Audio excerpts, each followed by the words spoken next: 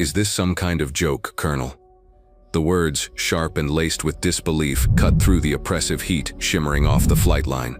Chief Warrant Officer Evans, his face a mask of professional frustration, stared not at his commanding officer, but at the old man standing beside him. The old man, Theodore Brewer, seemed unfazed by the heat, the roar of distant jets, or the scorn in the young officer's voice.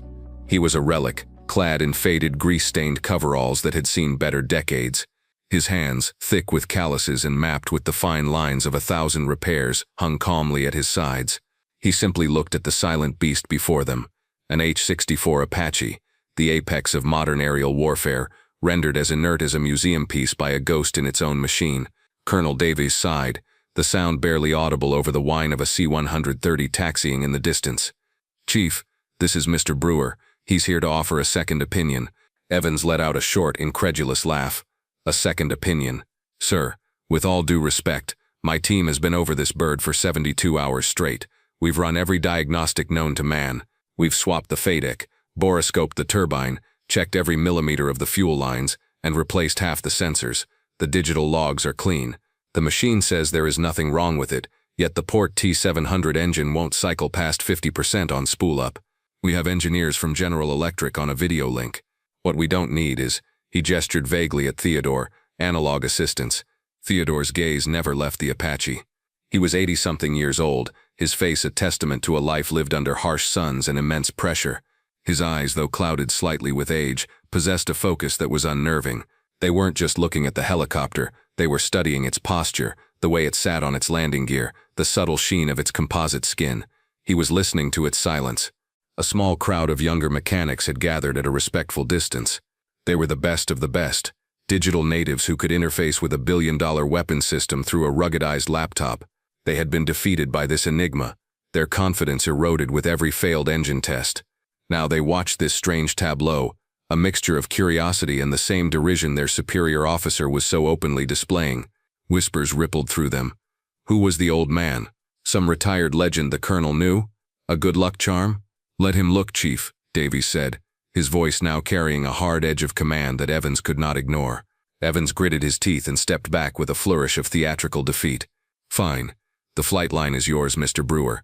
Just please, try not to touch anything. It's a very sensitive piece of equipment." Theodore gave the colonel a slow, deliberate nod of thanks and began to walk. He didn't head for the open engine cowling where Evans's team had been focused. Instead, he started at the tail, his gnarled fingers gently tracing the line of the stabilator. He moved with a slow, shuffling grace, a man completely at home in this world of jet fuel and hydraulic fluid. His every movement was economical, his attention absolute. He circled the Apache, his head cocked as if listening for a secret. The young mechanics exchanged smirks. He looked like a farmer checking his prize bull, not a technician diagnosing a turboshaft engine. He finally arrived at the port side, stopping below the engine that had tormented the base's finest for 3 days. He didn't look up at the complex array of tubes, wires, and blades. He knelt down, his old knees cracking in protest, and looked underneath, at the place where the engine housing met the fuselage. "Flashlight," he said. His voice was gravelly, unused. A young sergeant, eager to break the tension, scrambled to hand him a high-powered LED torch. Evans rolled his eyes, crossing his arms.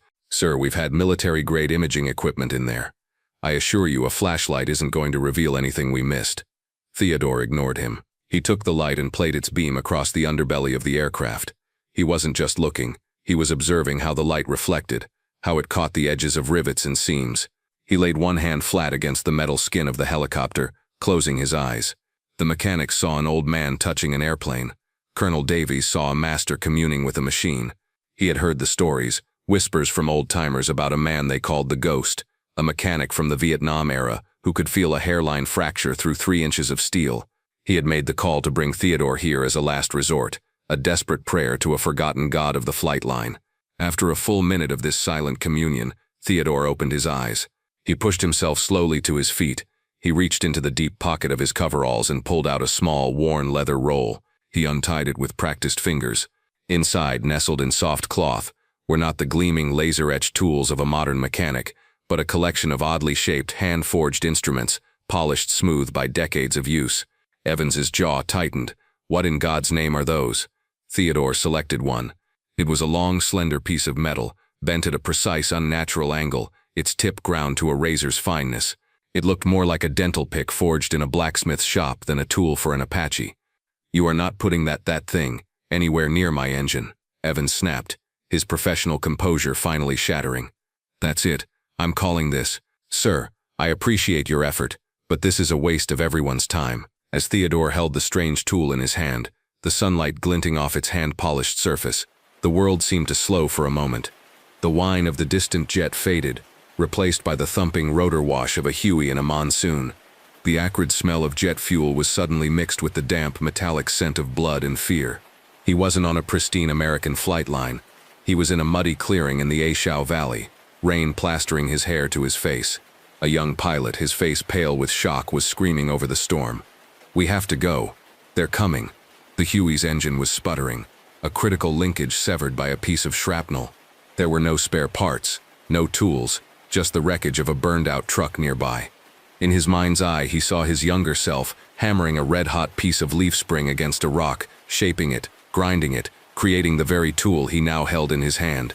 He had used it to bypass the damaged linkage, a fix that should have been impossible, and the Huey had lifted off just as the enemy broke through the trees, carrying a dozen wounded men to safety. The tool wasn't just metal. It was a memory. It was a promise. Back in the present, Sergeant Miller, a young but sharp mechanic who had been watching the entire exchange, felt a knot of anger tighten in his stomach. He had seen the way Evans was treating the old man, the sheer disrespect. But he had also seen the look in Mr. Brewer's eyes. It was a look of deep, unshakable certainty. Miller had seen that look once before, in the eyes of a bomb disposal technician about to disarm a complex IED. It was the look of a man who saw a different reality than everyone else, a world of cause and effect invisible to the untrained eye. Evans took a step toward Theodore, his hand raised as if to physically stop him. "Mr. Brewer, I am ordering you to step away from the aircraft. You are a civilian, and you are interfering with a critical piece of military hardware. Do not make me call the security forces."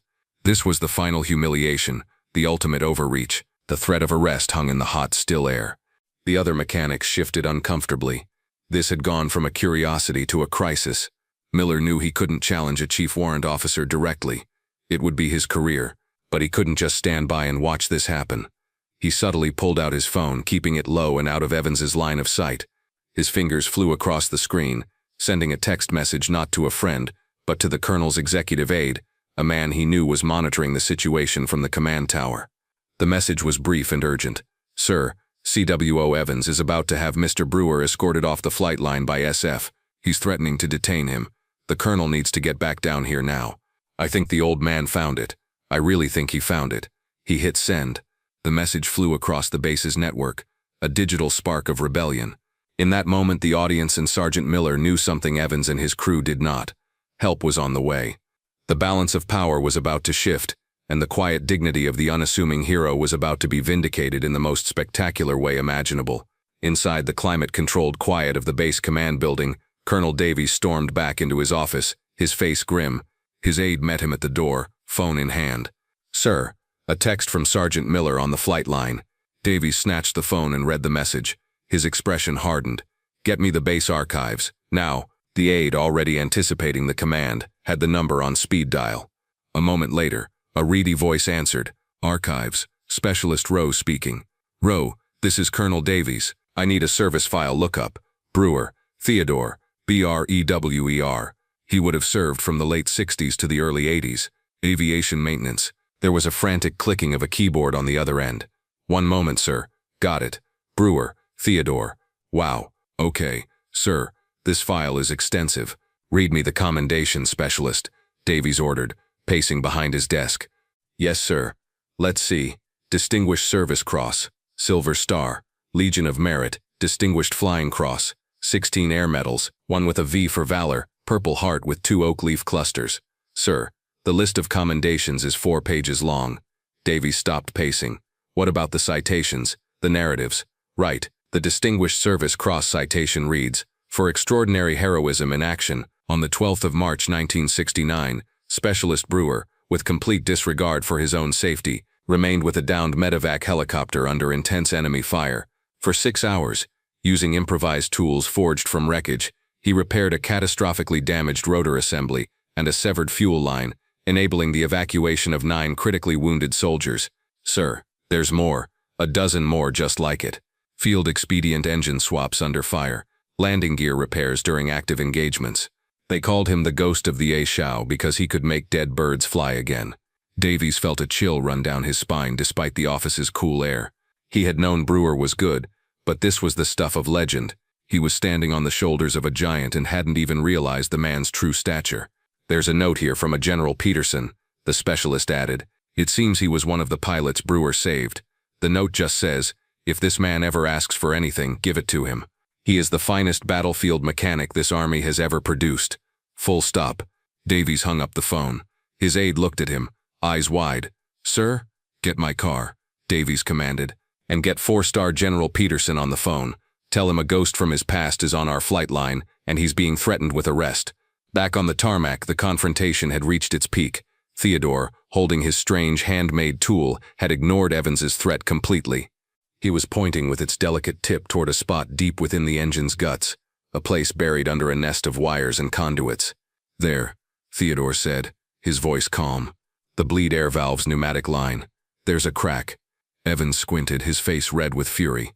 That's impossible. We scoped that entire section twice. The fiber optics showed nothing.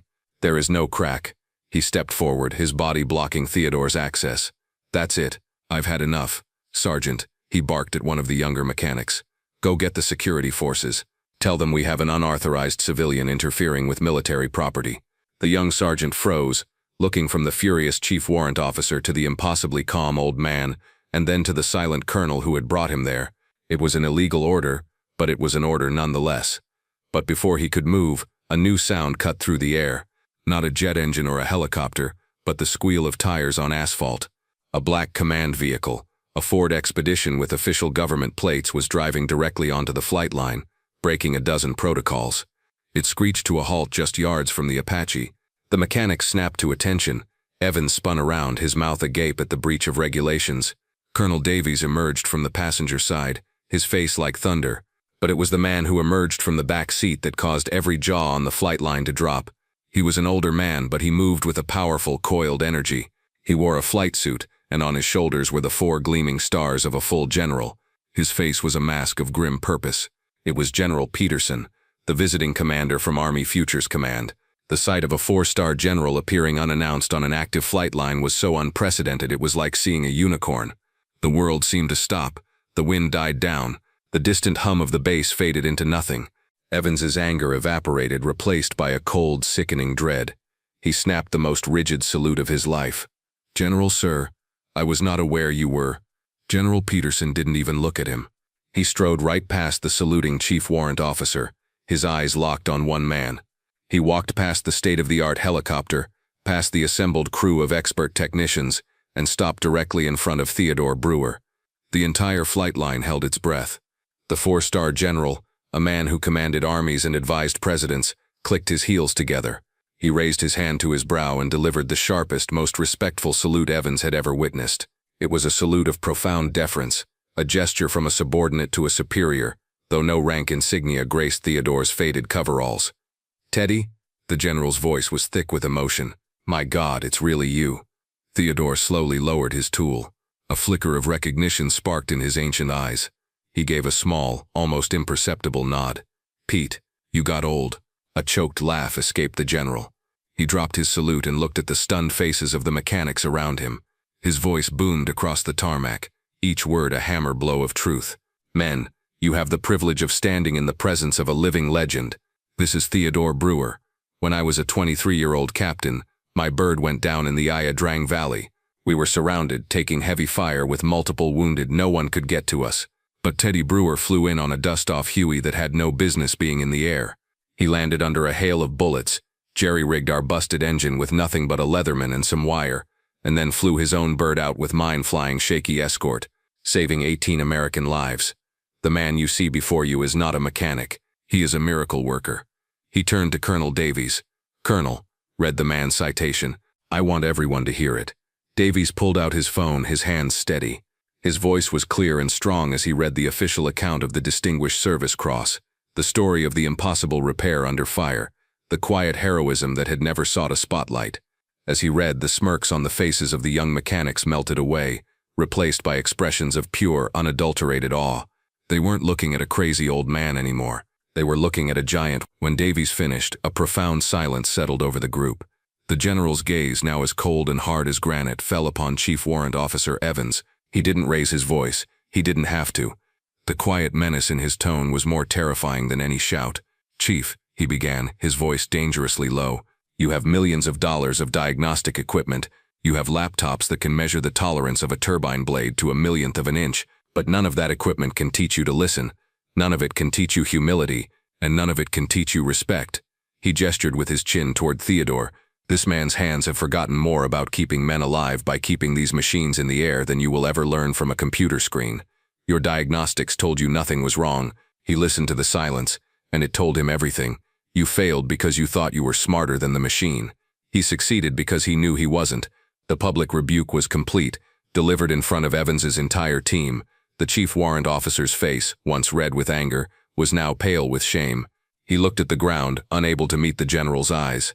Just then, Theodore Brewer, the object of all this veneration, took a shuffling step forward. He looked at the humiliated young officer, and his voice, when it came, was not one of triumph, but of gentle instruction. "It's not your fault, son," he said, and the kindness in his tone was perhaps the most surprising thing of all. "The machines are loud. The computers are loud. You were trained to listen to all that noise. But the machine, it always whispers the truth. You just have to be quiet enough to hear it." He held up his handmade tool, the one forged in the crucible of war. "Your scope couldn't see the crack because it's a pressure fracture. It only opens when the pneumatic line is under the specific stress of a 50% spool-up. It's invisible when the engine is cold and static. Your diagnostics are looking for a state of being. I was listening for a moment of becoming, the moment it becomes broken." As he spoke, another memory surfaced, sharp and clear. The memory not of making the tool, but of using it. His younger self in that muddy clearing, pressing the tool's tip against the damaged linkage of the Huey. He wasn't just looking. His fingers, his entire arm had become a sensor, feeling the subtle, discordant vibration, the tiny tremor that told him where the metal was weakest. The tool wasn't just a wrench, it was an extension of his own senses, a conduit for wisdom born of pure, desperate necessity. He had learned to feel the breaking point. Back on the hot tarmac, he looked at Evans. "You don't find a problem like this with your eyes. You find it with your hands." In the immediate aftermath, everything moved with a new and profound sense of purpose. Following Theodore's precise instructions, a maintenance crew, including a now silent and humbled CWO Evans, carefully removed the indicated pneumatic line. There, under a microscope in the maintenance bay, was the fracture. It was almost invisible to the naked eye, a hairline crack no thicker than a spider's thread, but it was exactly where Theodore had said it would be. The part was replaced. The Apache's cowling was sealed. With General Peterson and Colonel Davies watching, the pilot initiated the startup sequence. The port engine spooled up, whining past 50%, then 60, then 80, until it settled into a perfect, stable, deafening roar. The ghost in the machine had been exorcised. General Peterson turned to Colonel Davies. "I want a new mandatory training module developed for every maintenance crew on this base, and I want it distributed to the entire Army Aviation Branch. Call it Advanced Tactile Diagnostics and Intuitive Engineering. And the lead instructor," he said, placing a hand on Theodore's shoulder, "will be Mr. Brewer if he'll accept the paid position." The next day, a formal base-wide commendation was issued, not only honoring Theodore for his discovery, but also officially documenting his legendary service record for a new generation. CWO Evans was not disciplined in the traditional sense. His punishment was to be the first student enrolled in Theodore's new class. Weeks later, the scene was much quieter. Inside the base's main workshop, Evans stood before a workbench, clumsily trying to use a hand file on a small block of aluminum. His movements were jerky, uncertain. He was trying to replicate one of the simple handmade tools from Theodore's leather roll, and failing miserably. A shadow fell over the bench. Theodore stood beside him, holding a steaming mug of coffee. He watched for a moment, then set his mug down. He didn't say a word about the incident on the flight line. He simply reached out and gently adjusted Evans's grip on the file. "Easy now," the old man said, his voice a low rumble. "Don't fight it. Let the tool do the work. Feel how it wants to cut." Under the old veteran's guidance, Evans's strokes became smoother, more confident. He was still clumsy, but for the first time, he wasn't just forcing the tool against the metal. He was listening to it. He was beginning to understand. In the quiet of the workshop, away from the pressure and the noise, a different kind of repair was taking place. one of mentorship, humility, and the timeless transfer of wisdom. Theodore Brewer's story is a powerful reminder that the greatest tools we have are not always found in a box but in the hands and hearts of those who came before us. True expertise is earned in fire, not just downloaded from a screen. If you were inspired by this story of unassuming valor, be sure to like this video, subscribe to Veteran Valor Stories, and share it with someone who appreciates the quiet masters among us.